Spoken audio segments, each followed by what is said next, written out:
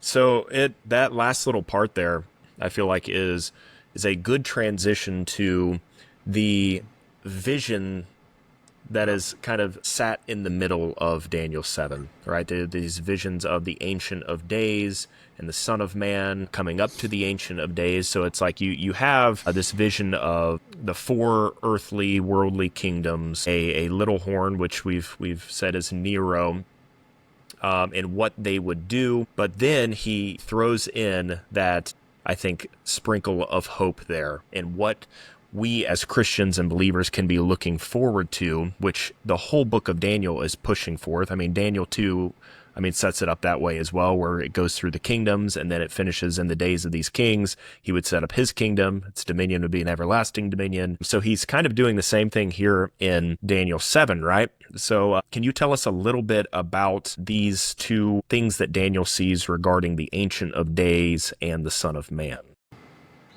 I don't spend too much time on that in my book. I just go with the traditional view.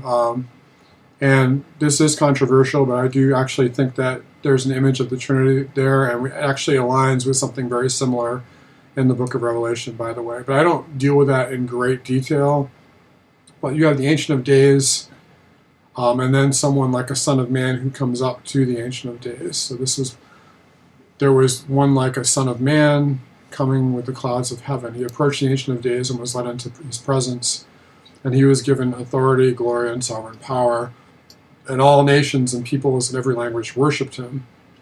His dominion is an everlasting dominion that will not pass away, and his kingdom was one that will never be destroyed. And so that dovetails very nicely with Daniel 2 and other verses in Daniel which talk about the dominion of Christ. And when does that dominion come? Well, it says in Daniel 2:44, it came in the days of these kings, in the days of the Roman Empire, in the time of the Roman Caesars.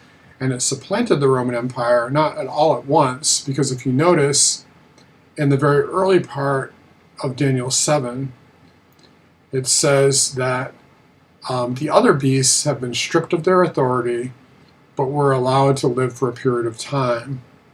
It's not as though the Roman Empire was completely destroyed, but this worldly power, the power that the beasts of the sea had from the beginning, the vision, they're allowed to persist. In other words, God allows the Gentile nations to persist, even though God strips them of their power and their authority. So one thing that's interesting about the Roman Empire is that what the Roman historians say is that Nero was actually the last Caesar, and that Vespasian, after the Flavian dynasty came, with Vespasian, there were other Roman emperors, but they didn't really have the same power that Imperial Rome had. So in that specific period is called Imperial Rome. So I often joke about this because what Suetonius said when he wrote this book called The Lives of the 12 Caesars. And when he gets to the end of Nero, he literally says, the line of Caesars ended with Nero. But then he calls his book The Lives of the 12 Caesars. So there's this recognition, even back then, that something very profound happened at the end of Nero, where Rome was dealt this death blow. People thought it was never going to recover. And then there was the Year of the Four Emperors, which was AD 68 through 69. That lasted roughly a year. Four emperors were against each other, so there's wars going on in the Roman Empire, as well as a war in Judea. And then Vespasian comes to power. Vespasian puts all things in order again. Something like Rome coming back from the dead. Right? We see Rome continuing on after that. But what happens now is the church is seated in the foundation of Rome. And it grows up and becomes very powerful. So it's like that mountain that begins to grow in the earth. There's that small rock that smashes the statue. And the small stone becomes the kingdom of God that grows in the earth, the great mountain. So postmillennialists don't say that everything happened all at once and that we're in the finality of the millennium, but the millennium is the kingdom of God and is growing throughout history. So with this too, this Ancient of Days and the Son of Man vision, that brings us into Matthew, right? Matthew 24, and the way that Jesus is foretelling the destruction of the temple. I mean, he seems to quote from Daniel 7.